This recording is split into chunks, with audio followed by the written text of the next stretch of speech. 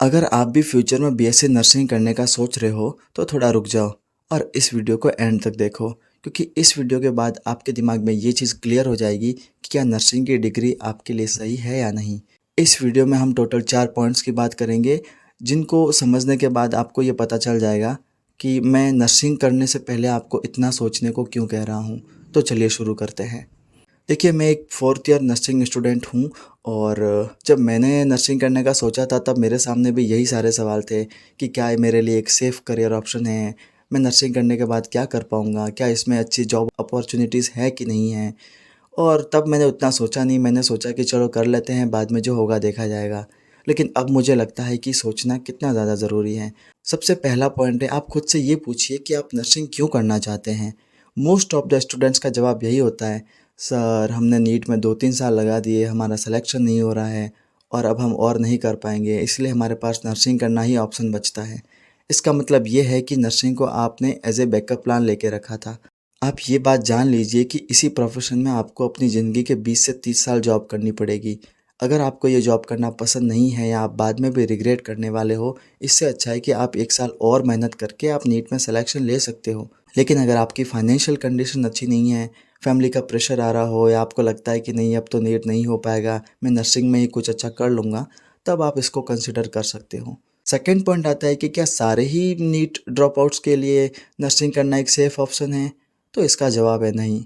मेरे according nursing सिर्फ उन्हीं स्टूडेंट्स को करना चाहिए जो पढ़ाई में थोड़े अच्छे या अबव एवरेज स्टूडेंट्स हो, क्योंकि नर्सिंग में एमबीबीएस का 50 टू 60% सिलेबस पढ़ाया जाता है।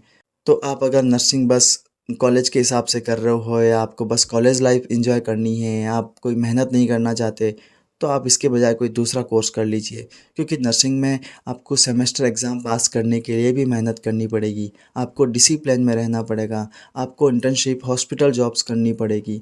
अगर आप ये सारी चीज़ें नहीं कर पाओगे और बाद में रिग्रेट करोगे, इससे अच्छा यही है कि आपको अभी से सोचना चाहिए, क्योंकि अगर आपका नर्सिंग में इंटरेस्ट नहीं होगा तो सेकंड ईयर तक आते-आते आपको खुद पे रिग्रेट होगा कि आपको ये नहीं करना चाहिए था और तब आप कुछ नहीं कर पाओगे।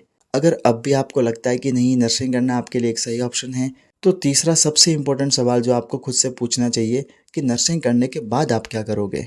आपको पता होना चाहिए कि जब आपका नर्सिंग ख़त्म हो जाएगा, जब आप 4th ईयर क्लियर कर लोगे, जब आपके पास डिग्री आ जाएगी, उसके बाद आप क्या करोगे? ऑल्दो नर्सिंग में बहुत सारे गवर्नमेंट और प्राइवेट जॉब्स हैं, लेकिन आपको पता होना चाहिए कि आपके पास नर्सिंग करने के बाद क्या रोड मैप होगा, वो आप पहले से सोच के रखिए। क्योंकि 4th ईयर करने के बाद आप बहुत ज़्यादा कन्फ्यूज़ रहोगे ये सोचने के लिए कि आप नर्सिंग में आए ही क्यों थे। अब बात करते हैं पॉइंट नंबर 4 की, कि नर्सिंग की एक्चुअल सच्चाई क्या है। जब आप कॉलेज में एडमिशन ले लोगे तब आपको कुछ बातें पता चलेगी जो मैं अभी आपको बताना चाहता हूँ। देखिए, बीएससी नर्सिंग एक 4 साल का डिग्री प्रोग्राम है और अगर आप जीएनएम कर रहे हो तो वो एक 3 साल का डिप्लोमा प्रोग्राम है। अगर आप बीएससी नर्सिंग कर रहे हो तो वो 4 साल का 5 साल में कन्वर्ट हो जाएंगे, आपको पता भी नहीं चलेगा। लेट एग्ज़ाम्स और इंटर्नशिप की वजह से वो टाइम डिले हो जाता है और जीएनएम में भी ये सेम प्रॉब्लम रहती है। मोस्ट ऑफ द कॉलेजेस में ये सेम प्रॉब्लम देखी गई है। इसलिए आपको इस चीज़ के लिए प्रिपेयर रहना पड़ेगा कि आपकी नर्सिंग 4 से 5 साल तक चल सकती है। दूसरी सबसे बड़ी प्रॉब्लम जो मैंने देखी है कि प्राइवेट सेक्टर में नर्सेज़ को इतना ज़्यादा एक्सपोज़र नहीं मिला हुआ। प्राइवेट सेक्टर में नर्सेज़ को 15 से 20 हज़ार रुपये तक की सैलरी ऑफ़र की जाती है, जो कि एक बहुत बड़ी प्रॉब्लम लगती है। लेकिन गुड न्यूज़ ये है कि इंडिया में नर्सेज़ की बहुत ज़्यादा शॉर्टेज है और रिपोर्ट्स के अकॉर्डिंग 2030 तक ये डिमांड बहुत ज़्यादा बढ़ने वाली है। फिर नर्सेज़ को ज़्यादा जॉब और ज़्यादा सैलरी ऑफ़र करी जाएगी, जो कि एक बहुत अच्छी चीज़ है। नर्सिंग में फ्यूचर बहुत अच्छा है, बस आपको मेहनत करनी पड़ेगी, आपको स्किल डेवलपमेंट करना पड़ेगा। अगर आप शुरू से ही एम्स, आरआरबी, ईएसआईसी जैसे बड़े गवर्नमेंट सेक्टर में जाने का सोचें तो आप उनका एग्ज़ाम क्रैक करके महीने के 1 से 1.5 लाख रुपए आराम से कमा सकते हैं। और अगर आप प्राइवेट सेक्टर में भी काम करना चाहें तो होम केयर जैसी सर्विसेज प्रोवाइड करके मंथली 40 से 50 हज़ार रुपये आराम से कमा सकते हैं। मेरे कुछ क्लासमेट और सीनियर दिन में 6 घंटे होम केयर जैसी सर्विस देके दिन के 800 से 1000 रुपये आराम से कमा रहे हैं। तो ऐसा नहीं है कि नर्सिंग करने के बाद आप सक्सेसफुल नहीं हो सकते या अच्छा करियर नहीं बना सकते। वो डिपेंड करता है आपकी विज़न पे, आपकी कैपेबिलिटी पे। ये सारे वो कुछ पॉइंट्स थे जो आपको ध्यान में रखने चाहिए अगर आप नर्सिंग को एज ए करियर या एज ए प्रोफेशन चूज़ कर रहे हो तो। आई होप आपको ये वीडियो समझ में आया होगा। अगर आपका कोई क्वेश्चन या आपका कोई डाउट है तो आप इंस्टाग्राम पे मुझे मैसेज करके पूछ सकते हैं।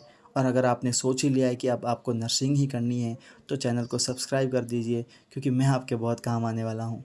Thanks for watching.